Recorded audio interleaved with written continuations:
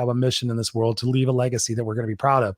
And that's one of the things we're going to be talking about here on the show tonight, is we're going to be talking about our mental health and making sure that we're able to be resilient as possibly as we can. We're going to look at our triggers and say, okay, what are some of the things that piss me off? What are some of the things that I react to? What are some of the things that potentially drive my blood pressure up or drive me to my short-term gratifications that cause me to lose track of what it is that I'm feeling and that I'm doing? So with that, I'm super eager to welcome to the Raw and Unscripted show my brother, Adam Duval. What's up, Adam? Thank you for being here all the way over from the UK. What's going on? Thanks for having me, brother. I'm all right, thanks. How are you? I'm glad to see you back up and running. Yeah, I'm back up and running. I sound a little hoarse. I think part of that was from screaming at a concert and then throwing up stomach acid for 14 hours. The guy, when I got to the urgent care, he says, your throat is really inflamed. And I said, what do you think? Throwing up stomach acid for 14 hours, you think that's gonna hurt a little? Yeah, some of these doctors and some of these medical professionals, they practice medicine, but I won't even go into that. They're good people. They help me out. I'm thankful for it. And now I'm on the mend, and now I'm here talking to you. And I think that's an important segue. You are the creator and the podcast host for the Mental Health Warriors. You're very advocated in that. You've had your fair share of challenges in that space. Yeah. What got you started in wanting to be a voice for the change in the mental health scene? Experience straight away, because obviously me being brought up, obviously I'm still dealing with the trauma today. And obviously I don't speak to my family anymore because of the abuse they put me through, all through the education, nothing but abuse and bullying, to the point I thought, no, this can't happen anymore. And the wake-up call was 18th of March 2019 when I actually attempted suicide. And that I just thought, no, that can't happen to me. I've got a purpose and I need to do something about that. So ever since, I've just thought, reach out and do what I need to do. I love that. I appreciate you sharing that. Talk about some of that abuse that you endured in your home. I know for me personally, I was physical, it was mental. I was abused in my house. I was abused by the kids on my street, by bullies. I was abused by the kids at school. I had no self-confidence, and I just wanted to run and hide and just be quiet. Talk to us about how that impacted your childhood and it impacted your confidence as you were growing up. Well, it all started when I was 3 years old, to the point I couldn't ride a bike at that age. Oh, what kid could? Right. So I didn't learn until I was 9, obviously because of dyspraxia, which obviously affects your physical coordination. And that's when my own father, who I thought was a role model, decided, nah, I'm going to hit this guy, this little boy, because he couldn't ride a bike. So ever since I thought, no, that can't happen. And then ever since, every day, bullied and beaten by my own brothers, while my own mother just stood there and watched. All through the nursery, school, I was being bullied. I was being publicly humiliated because I admit, and for the first time ever, I'm going to admit that, through school, yeah, I did have accidents where I couldn't go to the toilet in time. I did. I think we all did. But that was just horrible. Even on birthdays, I've had the most horrible birthdays all throughout my life. Even on my 12th birthday, when I was made my own birthday money, I was made to get my little brother and his friends buy them dinner, which was McDonald's. But I had to walk them there. So no, it was hell. It was hell. And the biggest mistake I made was not leave sooner. Yeah. So when did you actually leave your family? What age were you? I stopped talking to my own dad when a week after my 18th birthday, and my mother, I've not spoken to her for about 5 years. What about your brothers? What siblings do you have? I've got many siblings, Chris. Many. 3 on my mother's side and over 10 on my dad's side. But I don't contact them. And to be honest, I don't want to, because I've got my family here. I've got obviously a partner. I've got 2 kids here, 1 on the way, and I've got 1 in the system that I'm living trauma because of, and grief. So is my life perfect? No. Is it horrible? Sometimes, but you just keep going. You don't live in the past. You keep moving forward. That's important. Now I'm going to hit you with something that's hard, because I know for me, in my mental health recovery, in my ongoing situation with some of the beliefs that I have, I've done a lot of work. I've been to a lot of therapists. I've been fortunate to have some amazing people in my life, coaches and whatnot. I've learned from me, one of the biggest things that allowed me to continue to move forward was finding empathy and forgiveness for my mother and the situations that she put me through. For the people who are watching, who might be new to the show, this book right here, It's Just You and Me, Kid, is all about my story of becoming a homeless 7th grade dropout at the age of 13 with a mother who had various psychological disorders. Again, the mental and physical abuse. Fortunately, I don't believe I was ever sexually abused. I don't have any memory of that. I don't believe so. But for me, all my life, it was like, why couldn't you have made different decisions? Why couldn't you put me first? Why did you have to put the cats first? Why did you have to put your cigarettes first? Why did you have to put yourself first? Why did you have to like chase everybody away? Why did you have to get fired from every job? Why couldn't we have gotten an apartment? All these different things, all the different anger and animosity. As long as I held on to that toxicity, what it drove me to do is it drove me to drink. It drove me to do drugs. It drove me to find any escape from dealing with that part of my life. And for me, honestly, Adam, it wasn't until partially writing this book, but it was before this book. My mom used to tell me that I'm 4 years old. She would say this. She goes, I'm 4 years old. I'm 4 years old. Sometimes she would say she was 3. And I'd say, Mom, you're a fucking grown up. Start acting like it. Stop being bullshit. You're fucking, like, I would be pissed. I would yell at her. I was an adult. I'm like, you're fucking stupid. Stop doing that shit. You're pissing me off. And then it was for me, it was like, how am I going to be able to find empathy and forgiveness for where she was at? And somebody said something like years and years and years and years ago. I didn't make it up, but they said, Chris, hurt people will hurt people. And I still thought that was bullshit. I'm like, no, you can make a choice. You can do something different. I don't hurt people. I mean, I did when I was younger.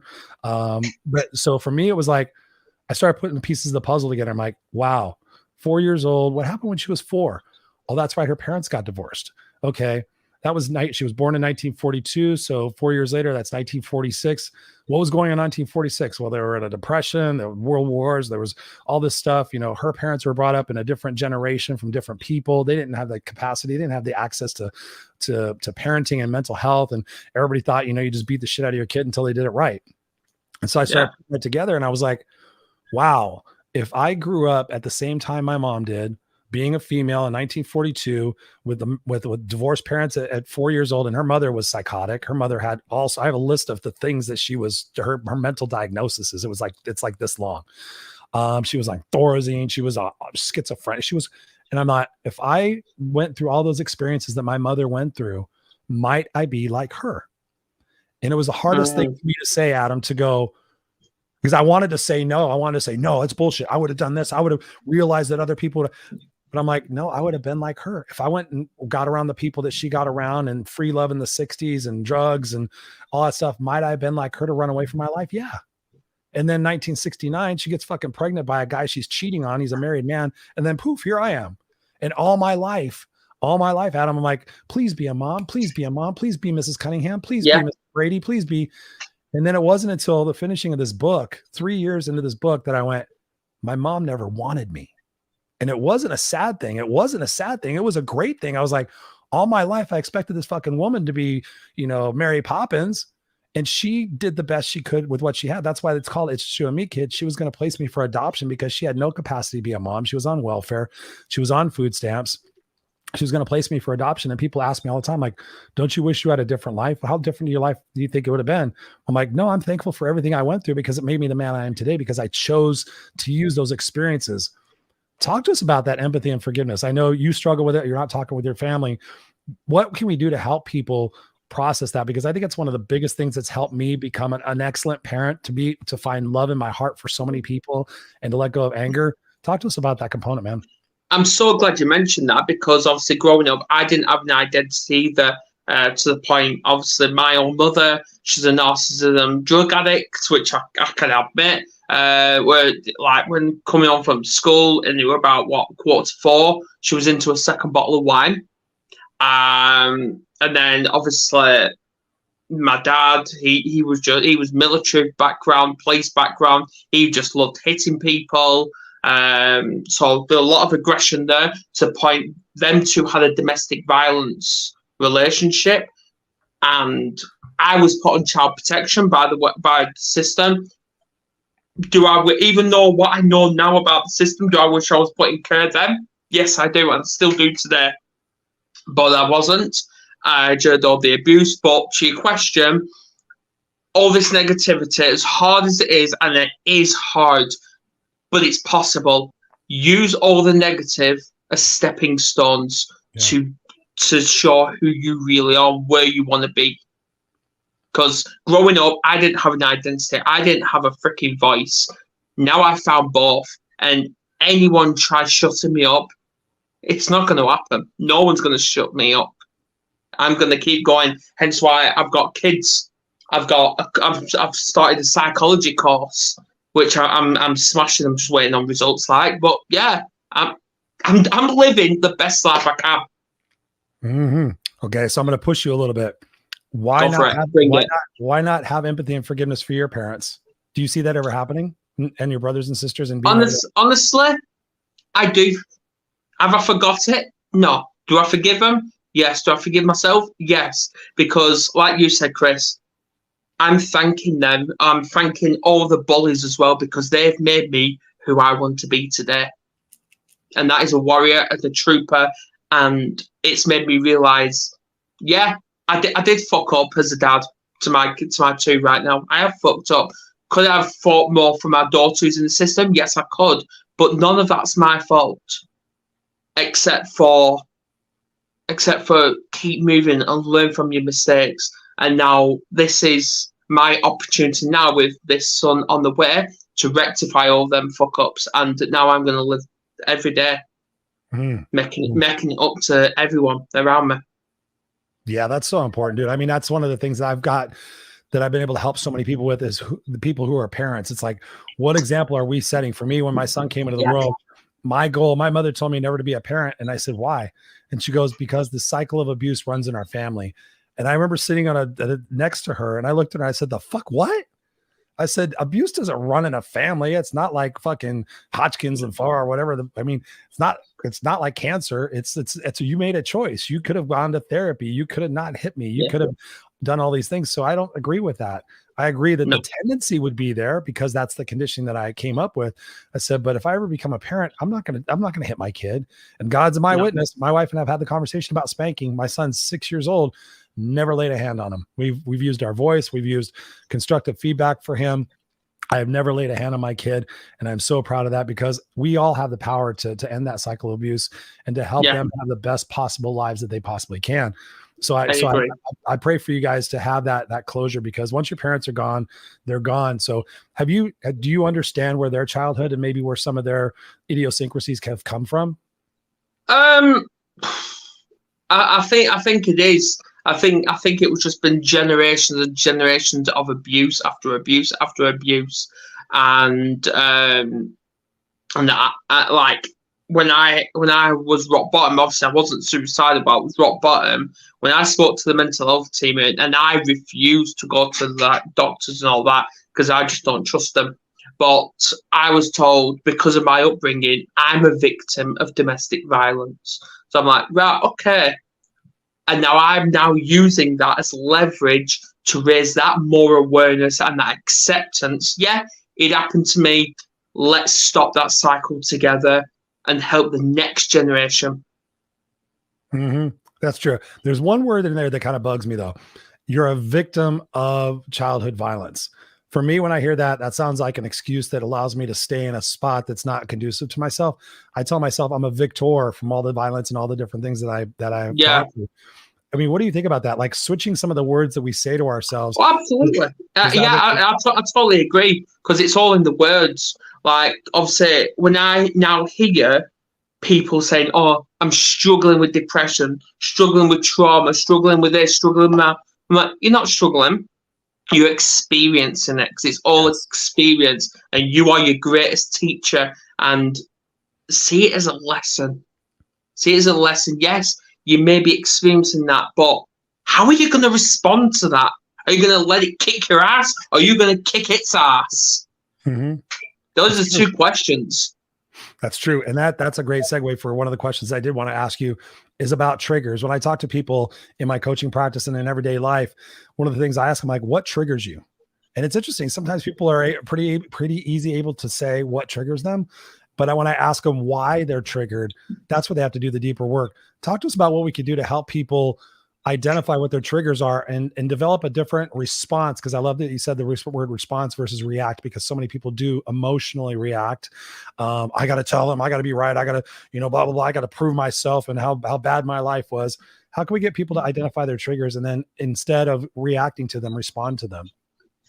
Well, I'm glad you mentioned that, because even like today, my autistic son, he has constant meltdowns, and he had one today as well in the supermarket, all because of something. I can't remember what it was. And normally, I would respond to him, and I've learned that my trauma would come out, and I was aggressive, and I admit I was, and that was my mistake.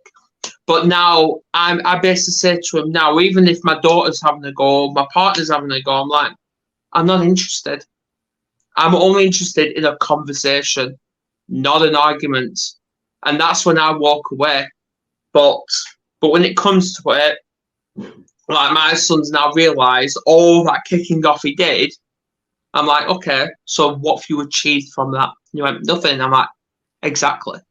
It doesn't achieve you anything. It doesn't gain you anything. But it's all about, because I always see myself not just as a dad. I see it as a coach as well. I'm coaching my kids to be the best version of themselves. I'm teaching them about self-resilience, which I didn't even know resilience actually existed when I was 11 years old. Right. Same with mental health. I didn't know it existed either.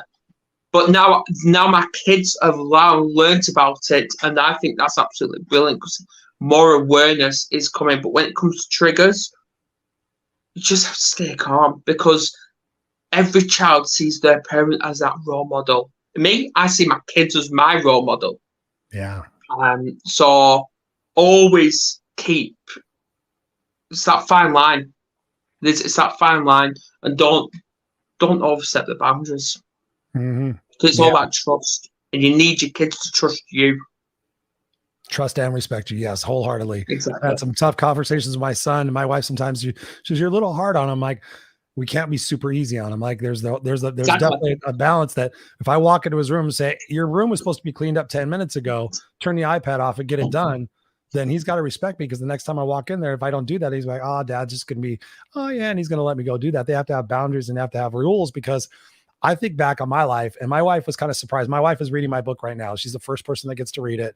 She's reading it right now. I told her, do not tell me anything. I don't want to know anything until you're done. I gave her an opportunity. She can comment in the Word document. I said, don't tell me anything until you're done. But I believe that I am thankful for all the tough challenges. Like my mom, I had to go out and start washing cars at 10 years old. I had to start collecting cans at 11 and 12 years old. I had to get industrious. I had to get comfortable with being uncomfortable at a very early age, doing sales at a swap meet. And I think back, I think my son right now, I'm like, should I be making him do a lemonade stand? He's 6 years old. Should I really? Because I'm thankful she did that. At the time, I thought it was horrible. It was a fucked up thing to do for a kid. But in retrospect, I hear so many kids now tell me like, man, my dad was such a dick about my football practice. He made me get up at 5 o'clock and do drills. My coach made me do this, but now they're so thankful. At the time they hated these people, but now they're thankful for that because of having those rules in there. For you as a parent, having, experience what you have, are you too easy on your kids, or are you reactive on your kids? How do you find that balance with them? I wouldn't say I'm an easy, definitely not easy, because that's when the kids take advantage of you and they take the piss out of you. But it's all about, when it comes to cleaning up, I try and get my kids to listen. Sometimes it works, sometimes it doesn't. But like when it comes to the cleaning up the rooms, if they don't clean up after the first attempt, I'm like, okay. Then I go in again, time to clean up. And if they basically start shouting or kicking off and all that, I'm like, right, okay. There's the strike. And if it gets to strike 3, which is pretty much easy for them to do, that's when technology is removed. And they don't get it back until it's done. But there has been a time when they've constantly protested about cleaning their room. Me and my partner literally got a black bag each, went into both bedrooms. I'm like, right, you've got 10 minutes to clean this room. Otherwise, everything that's on this floor goes in that bag and never to be seen again. And then that's it. That's when that's when it clicked. I do that too. I stick it out in the garage for a couple of weeks, and I say, "You forgot exactly. about it. Tell me one thing that's in that bag." He's like, "Oh." I'm like, "You don't even know what's in the bag because all you care about is your iPad. You got all these toys and everything else." Well, this is what I mean, because this is what I say to my kids. Kids today do not understand how to be kids. They don't, because they're never outside. Well, no, always busy on the Xboxes or the Switches. I'm like, come on. And I even said to my kids as well, believe it or not, when I was 11 and 10 years old, Nintendo Switches didn't exist. Google didn't exist. YouTube didn't exist. I think we did. We made up our own games. Yep. Yeah. That's what we did. I love where this conversation is going. Thank you for being here, brother. I want to go back to something you said earlier. You talked about, attempted suicide in 2019. Talk to us about that process of getting to that low point, and then what shot you out of that situation. Did you go seek mental health? What was that process like? Talk to us about the feelings and emotions that you were going through. And I'm assuming you had kids at that point, right? Yeah. Okay. Yeah. 2019. Yeah, I had kids. Obviously I didn't attempt it with the kids in the house. I wouldn't do that. But obviously it was the added trauma. Obviously, me and my partner, we were going through a bad patch. Obviously, because it is a struggle raising two autistic children alone. It's really hard. And obviously not finding time together. But obviously the trauma of the upbringing, then the trauma of losing a child to the system, which it was never your fault. So all of that just piled onto me constantly. And I'm like, do I die or do I not? I was questioning that. So I thought, that's it. I attempted it. Obviously, I'm not going to disclose what it is because I don't want to trigger anyone. But I did that, and I now brand that successful failure. And now I've got a purpose in life, and that is to spread that message of self-belief. It's all about giving back. And so somebody listening to this right now, they're depressed. They're in a dark space. We're just coming out of a 2-year pandemic where there was lockdowns and there was a lot of mental health situations that have arisen from that. They're sitting there going, wow, you guys are so strong and you're so brave, but I just don't feel like I can do it. I just don't feel like I'm strong enough. Sometimes people own that victimness. Like they get around other people that are victims, like, oh, you poor thing too. Yeah, we're all poor things. Oh yeah. How do we get people to break out of that psychological state of feeling like there's nothing they can do? Like when I was talking about at the beginning of the show, that compound interest, like just go out for a fucking walk for 10 minutes a day. Then tomorrow go out for 11 minutes a day, drink some more water, get your sleep, make sure you're eating right, making sure you're around the right people. What are some things that you tell people who watch and listen to your podcast and come to you for assistance? How do we get them out of that victim mindset? Do they have to hit rock bottom in order like you did? Yeah. Or can we prevent that? Well, I'm now saying to people, if people hit rock bottom, I say good, because you will not understand rock bottom until you hit rock bottom. And always remember, and I know how rock bottom feels. I've been there several times. It feels like you're literally 4 foot on the feet are on the ground. And you feel like you're in this dark room with the walls closing in. I get that. But always remember, there's only one way back up, and that is up, because you can't go side to side because the walls are closing. You can't go any further down because you rock bottom. So just climb back up, and there's always someone going to be there. And then back to the depression and all that. The statement's in the name. Depression, it means depressed, self-care, self-love, which improves self-identity. And as well, if you take the letters from the word depression, it means I pressed on. It's all there. That's all it is. It's all in the word. It is. And you said something there about self-love. And one of the things I found through COVID during the pandemic, I gave out a bunch of coaching sessions for free, just my way of giving back to help people. And as I was doing these, I probably did a couple hundred, my way of giving it back. And then about the 15th person in, I heard this little whisper that said, ask the person, do they love themselves? Yes or no? And I thought in my brain, I'm like, and I've learned to listen to the whisper. I've learned that's my intuition. That's my gut, not to listen to the monkey brain as much. And I thought, that's a stupid question. Wow, that's really weird. But I said, okay. In my brain, I was like, all right. So I said, okay, Adam, I'm going to ask you a question. And it's a yes or no answer. And I won't want you to think about it very much. Do you love yourself? Yes or no? Yeah. I thought everybody was going to be like, of course I do. What's a stupid question? You're a coach, blah, blah, blah. 75 to 80% of the people, dude, were like, they would stop like, well, yeah, I think so. Well, yeah, for the most part. I mean, there's no. And I was just like, oh, that's the thing. I'm always looking for like the root cause of something that's going on, because and it comes back to our self-identity. You talked about identity, and it talks about our love. I had no love growing up. My biological father was gone. My sister left when I was 9 years old. My mother was abusive. I had one friend. I didn't fit in anywhere. I didn't know who I was. I mean, I learned to be successful by making other people happy, learning what it is that they wanted me to do. Do they want me to be funny? Do they want me to be smart? Do they want me to bust my ass? That's how I became successful. But it wasn't until I was able to find love and empathy and forgiveness for myself. What can we help people do to switch that? I know I teach people about self-talk. I teach people about the right people they're around. What are some suggestions you have for them to start loving themselves and find that forgiveness, to let go of the shame and the guilt? Because I think oftentimes as kids, we feel like, oh, it was my fault because I didn't do good in school. That's why I was abused. Mommy and daddy, if I would have done better, then this wouldn't have happened. Talk to us about that. Definitely get yourself a mental health wall. Like if it's in the bedroom, if it's around the house, whatever, but have some positive affirmations going around. Because I remember I was really struggling, and my partner literally, I don't know how she did it, but she literally just went on laptop, found all these positive affirmations, printed them out, stuck them to the wall, and then she called me up, which I thought, oh, do I have to? So I went up, and there you go, they were all there. So I just started reading them. Like I think I read them about 30 to 45 times a day, just to get that synced in, like get that glued in. But it's all about manifesting.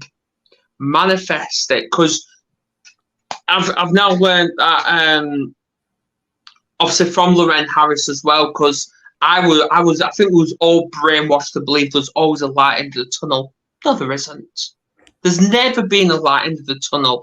Imagine we are all miners, because we are both the light and the dark, because everywhere, every direction you look in, the light's following you and you're in complete darkness. So you're both. And believe that you are the storm as well. And storms don't last forever. Mm-hmm. It's only a temporary fix. What were some of those affirmations that you still remember to this day that really got you? I live by quotes. And so there's a few quotes in my life that whenever I'm like in a weird spot, I can go right to it and it'll change my state. What are some of those for you? It's okay not to be okay, but it's not okay to stay not okay. If I can survive the war that I battle with myself, I can survive anything. Yeah, and it's okay not to be okay. That's it. And there's many others. If you anything's possible if you believe in yourself. Mm-hmm. Yeah, for me, it's if you continue to do what you've always done, you will continue to get what you've got. That's one of them. For me, it's when you change the way you look at things, the things you look at change. Because oftentimes we have our perspective shifted right here, like, oh, poor me. It's like, oh, fuck, I'm grateful for the fact that I can breathe and I'm not in a hospital today. Well, I'm grateful for the fact that I have working electricity and air conditioning. Well, I'm grateful if I have food in my stomach. Whatever it is, and focusing on something that we're grateful for, because so oftentimes, and you know this, we're looking at the things that we don't have. We're looking at the things that have happened to us. And I invite people all the time to think about when have we learned the most? When things were easy or when things were challenging? Of course, when things were challenging, we learn and grow the most when things were challenging, like you talked about rock bottom. So I tell people, if you learn the most when you were challenged, if you learn the most when you made mistakes, then go make more of them. And people look at me like I'm crazy. I'm like, no, I'm telling you to go fail your way to success. I'm telling you to take imperfect action every day. Be unstoppable, like the damn thing says. Just go out there and do that every single day, and you will get stronger and you will get better. I need that wristband. Yeah, I know. I got to start sending them internationally as well. I'm just lazy right now. But when I think about, the impact that I've had in this podcast, I've done 222 episodes. I've done also the Unfiltered Experience. I've done another radio show. With you doing the Mental Health Warriors show and the podcast, which I've been honored to be on. Thank you very much. What patterns have you seen in your guests, that have become resilient and overcome their trauma and their triggers and their mental health situations?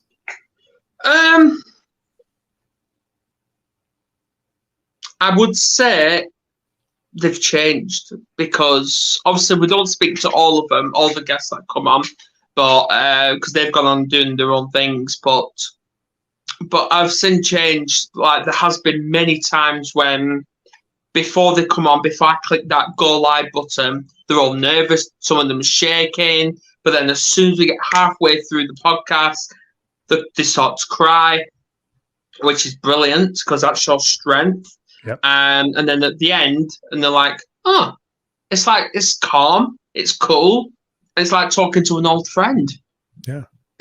And that's exactly, and you would know. Mm-hmm. I've been on there. Yeah. Yeah, exactly. I need you back. So that's all it's about. It's just having a great time and bring humor to mental health. Right. Why take it serious all the time? Laugh at it. Yeah. That's all it is. You have to. It's a momentary state in our life that if we choose to find it as a stepping stone to something greater, we can, or if we could find it as an excuse to stay stuck, then we can as well. And that's all of our choices. And I think about my journey of becoming successful and finding that inner peace. I've always been trying to find that inner peace. Alcohol for me was that. Drugs was that for me. It was like, oh, I could take a pill, I could take a drink, and then all of a sudden I feel great. I feel peaceful. It's okay. But then throughout my life, in probably my late 30s, I started really investigating. I started looking at the Dharma and started looking at Dr. Wayne Dyer and started looking at spirituality, stuff I was never into. And I have found that there's certain things that I can do when I start my morning that can really have a dramatic impact on my day. Do you personally have any particular things that you do in the morning to start your day to get that mental frame in the right spot to be looking at in terms of things of what's possible and negative? Yeah, every day I ask myself two questions. I'm like, why are you here, and what is your purpose in life? And I have different answers each time. But now, obviously, I feel like I've now manifested away from all that toxic environment, toxic past, because I had a trauma session today, and it made me realize that I've still got underlying trauma to deal with because I'm depending on alcohol a lot, and I practically got addicted to it. I won't call myself an alcoholic, but I got addicted to it. And now today, as soon as I came off that, I said to my partner, I said, you know what? I was addicted to it, but now I only want to drink when it's special occasions like Christmas, Halloween, whatever.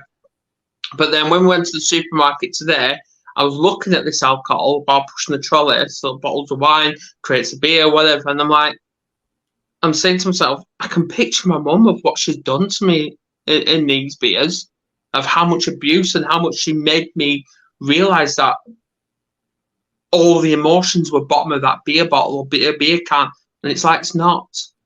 So this is why I've now got lemon and cucumber, because that's my new favorite drink.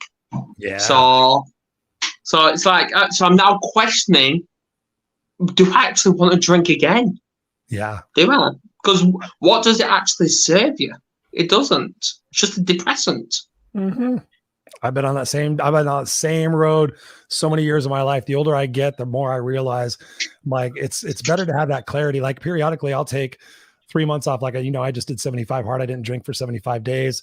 The beginning of every single year from January to my birthday, February 26th, I don't drink, because I had people do an intervention with me back in my early 30s. And they're, oh, you're an alcoholic, you're this or that. I'm like, no, I've just found the one thing that fucking calms me down, and I get a momentary respite from my brain that is ADHD on crack. And that was somewhat of an excuse because I wasn't meditating. I was working out, but I wasn't very intentional about healing some of that stuff. And so now periodically I take those breaks and I find so much clarity and so much peace in the fact that I don't have to worry about waking up the next day feeling like shit. I don't have to wake up the next day wondering, well, I don't remember the last 5 hours of last night. I don't have to worry about worrying my wife or my son or anybody else. I never had to worry them, but you know what I'm saying? And so for me, when I wake up in the morning, my ritual is this. I wake up and before my eyes open, I say what I'm grateful for, because I believe gratitude is the cornerstone of everything, because so many times we're focusing again, what we don't have, that we continue to get more of that. So I'm grateful. I'm grateful for my son sleeping in the room next to me. I'm grateful for my wife being here. I'm grateful for the fact I have a roof over my head. I'm grateful for my animals in my house. I'm grateful for the person who made my bed because I love my bed. I'm grateful for the ceiling fan that's where I'm grateful for the opportunity today to use my words and my actions to make this world a better place. The second thing I do is I set that intention. Like today, the intention is to be present and playful with my son. The intention today is to use my words and actions to make the world a better place. My intention is to not focus on the negativity and only focus on the positivity. My intention today is to let things go that don't serve my greater purpose.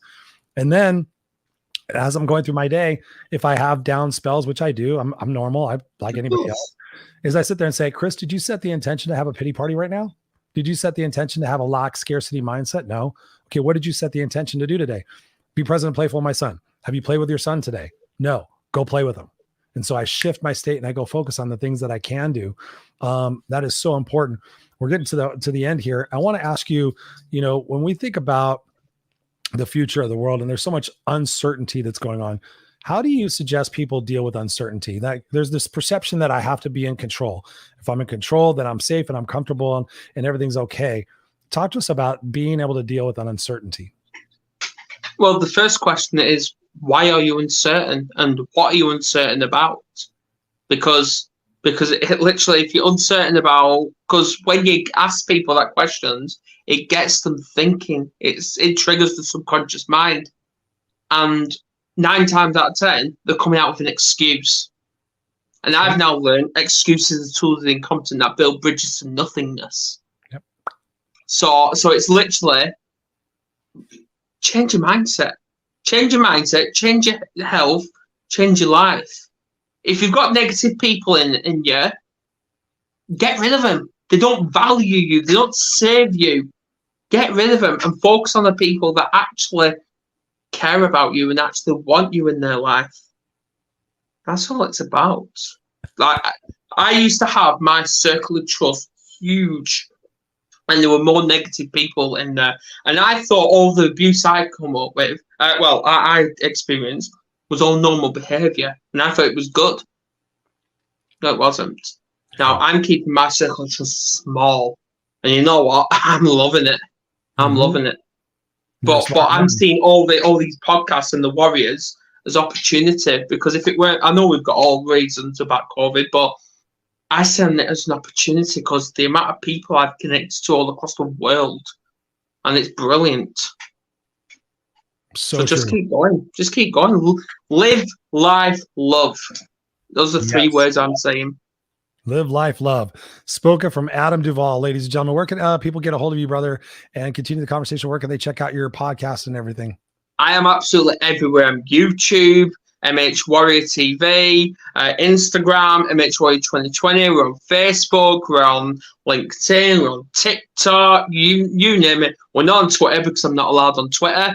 But yeah, but I'm everywhere. I'm everywhere. And come along. Have a good time. Yes. Check out his show, mentalhealthwarriors.com. There's a link up here on the screen right now. We'll make sure it's in the show notes where you can connect with Adam. But again, he is on Instagram at MHWarrior2020. So M as in Mary, H as in Harry, Warrior, WARRIOR 2020. Check him out there on everything. You can go to Google and just type in Adam Duval, Mental Health Warriors. Brother, this has been an amazing conversation. I know it's impacted millions of lives. It will impact millions of lives. We're in 14 different countries. It's continuing to grow every single day. I'm blessed to have you in my life and to be a friend. One of these days, we'll definitely have to hook up and meet in person over there in the UK or here in the States. And I just continue to wish you all the best in your journey and your advocacy for making this world a better place. So I love and appreciate you. I'm going to stick you backstage here for a second. I'm going to end out the show. Don't go anywhere so we can have a little chat afterwards. But thank you again for being here on the show. Cheers. And there you have it, ladies and gentlemen. Another powerful, impactful conversation from 2 guys just speaking the truth about our journey and our lives and what we've personally taken responsibility for. Think about that. Responsibility, responsible, response-able. We all have the ability to change what it is that we're focusing on. We all have the ability to put sticky notes on our computers to remind us, am I being intentional? Am I focusing on what's most important? We have these opportunities to put these things in front of us to make sure that we're staying on track. Am I close to my goals? Do I feel like giving up? Am I almost there?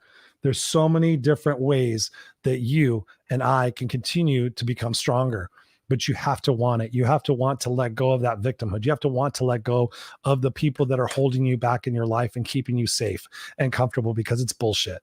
You're either living or you're existing. And if you're playing the someday game, hoping, wishing, and praying that someday somebody's going to come save you, the government's going to change, your parents are going to apologize and have this epiphany that they should have been the rock star parents that you wanted them to be, you're going to be sadly mistaken. You're going to be sadly regrettable, because every single day that you're blessed to be here breathing is a gift. And if you wake up and you're like, oh, today's going to suck, I have to go to this shitty job and I got this shitty relationship and my car's fucked up and I don't have enough money in the bank and my body's failing and blah, blah, blah, blah, blah. You're going to continue that cycle of insanity until you hit bottom, like we've been talking about, right? I've hit bottom a few times and I'm grateful for that. So I can't rob you of that experience, but at the same time, I've helped so many people avoid that and to be able to switch what it is that they're focusing on, switch what it is that they're intentionally doing every single day. If it's working for you and you want to be a victim for the rest of your life and you want to hope, wish, and pray that something changes, by all means, continue to do that until your time comes. Sometimes that never comes. I've seen so many people worry themselves to death. Like literally, I've got 3 people in my life close to me who are dealing with cancer. I have one person that I'm going to interview this week. She's going to be dead in a couple of months. She's got terminal cancer. She came to me and she said, Chris, I would love to be on your show and share my story. How heartbreaking is it to spend your entire life in a shitty situation only to wake up to find out that you're going to die and then not have the opportunity to be able to change what it is that you're focusing on? This toxicity in your brain, if you're continuing to focus on that, that's going to be the end result for you. I'm not Nostradamus, but I've seen it so many times. And then can you imagine, there's a book out there called The 5 Regrets of the Dying. It's right behind me. I'd reach up and get it, but I don't want to distract me. 5 Regrets of the Dying. This hospice nurse, the person that sits with you while you're sick and there's no one else around. She wrote this book and said the number one regret of the dying is that they didn't live the life they wanted to live. They lived the life they thought they were supposed to live. And they waited for something to change and nothing changed. It changes all in here. What are you going to do differently tomorrow? What can you do differently now? Who can you eliminate from your life? Like I said, the tolerations exercise is massive. Get 5 people in your life that are amazing. And then do these other 5 things: sleep, hydration, nutrition, vitamin D, and exercise. Do those things every single day. Drink half your body weight in ounces of water. You're like 80% water. If you're not drinking water, you're fucking yourself up. You're making shitty decisions. You're going to your short-term gratifications and you're on that fucking hamster wheel. You got to change. You got to get proper sleep. I have an Oura ring. I track my sleep. Got to make sure you're getting proper nutrition. You got to make sure you're getting vitamin D. If you're not getting outside and getting sunshine on your face, then you need to do that. If you can't, there's no sunshine, like where fucking Adam lives, where there's no fucking sun in the UK, you got to take vitamin D. Just take magnesium. Here's something funny. Here you go. God is my witness. Magnesium.